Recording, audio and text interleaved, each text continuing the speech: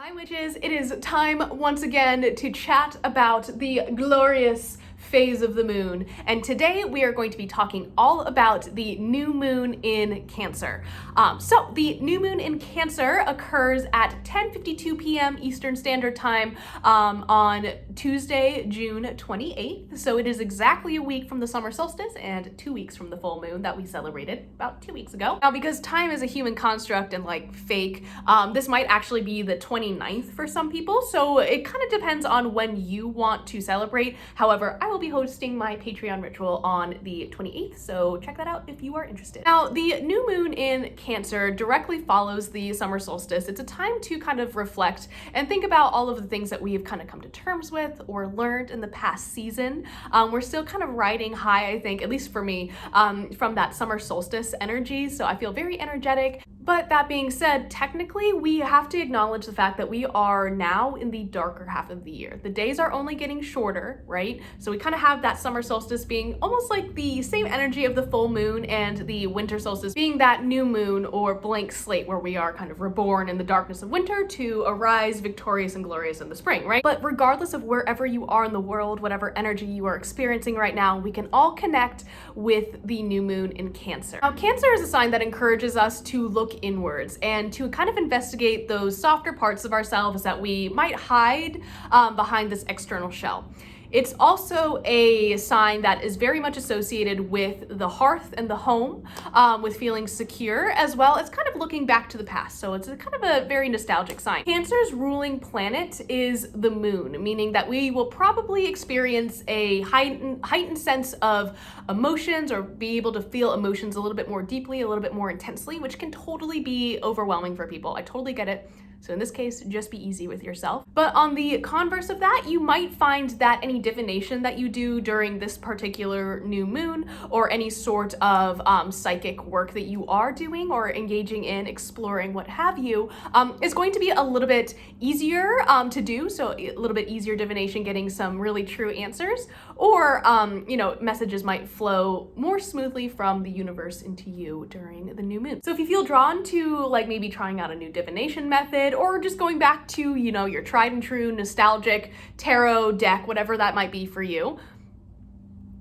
I encourage you to engage in divination. Cancer also invites us to establish a sense of security and stability within the home. So if you are a witch, kind of like myself, where your practice is really centered on the home, or if your home is kind of like your safe space or your sacred space, I really encourage you to start sprucing it up, maybe getting it ready for the darker half of the year, fixing things now that, would be harder to fix in the winter time, and just taking stock of what you have. I know that, with me personally, I just finished spring cleaning. Now that the house is clean, we can start to focus on like fixing things and like decorating. So that's kind of what I'm going to be focusing on. As always, the new moon gives us this sense of a blank slate. It is a time where we can start again, to recommit to healthy habits, and especially with Cancer, because again, it is kind of like this sign that asks us to be a little bit more intimate, a little bit more vulnerable, maybe connecting with friends or family members, especially if you haven't spoken to them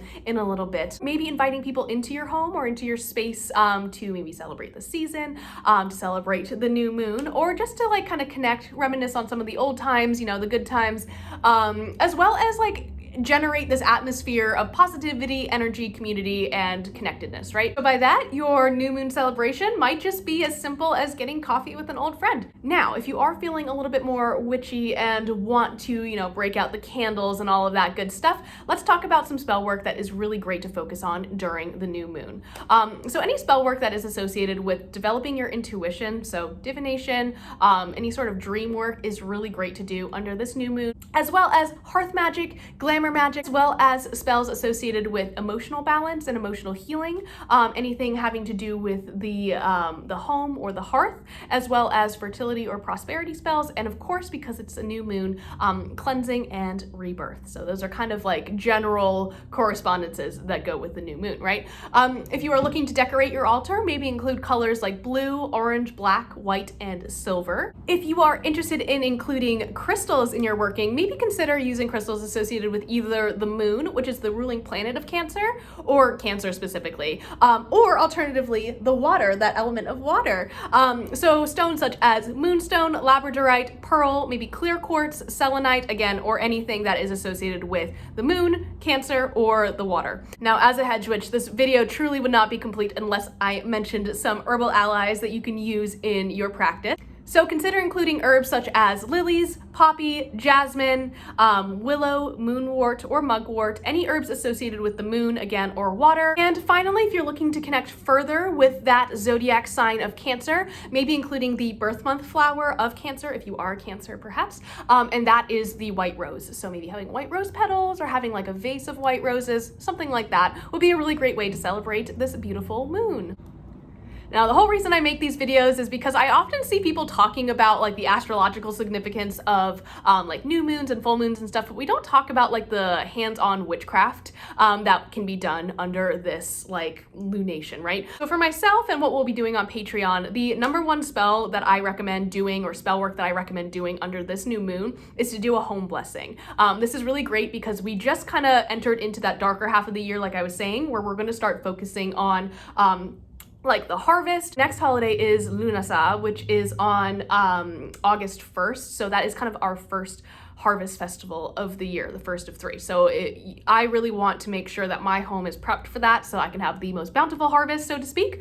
And that's what we're gonna be doing on Patreon. My next recommendation, if that seems like too much, is at least cleansing your space. Even if that is just tidying things up, letting some fresh air in, letting some sunlight in, it does a world of good, trust me. Because this moon is so associated with kind of that domestic energy or the energy of the home, maybe going out of your way to specifically honor your ancestors during this moon. And because of the emotional side of this moon, shadow work is also very much recommended for this if that is something within your practice. Again, I don't ever want people to feel like they have to do shadow work in order to be a witch. Very deeply emotional process, and if you're not feeling ready for that, definitely like seek therapy first, like as always. But because of the emotional nature of this work, the sign of Cancer is actually really fantastic in aiding you in the shadow work journey of yours. Now, along with that and along with the sign of Cancer, there might be a bigger focus on water magic in your practice, or maybe making sacred waters, stuff like that, instead of focusing on a different type of elemental magic. You might want to focus on fertility or prosperity magic as well. So if you are kind of like looking ahead for the rest of the year and you have a goal that you want to hit, maybe setting those things into motion now or during this moon might just help you out. Just a suggestion.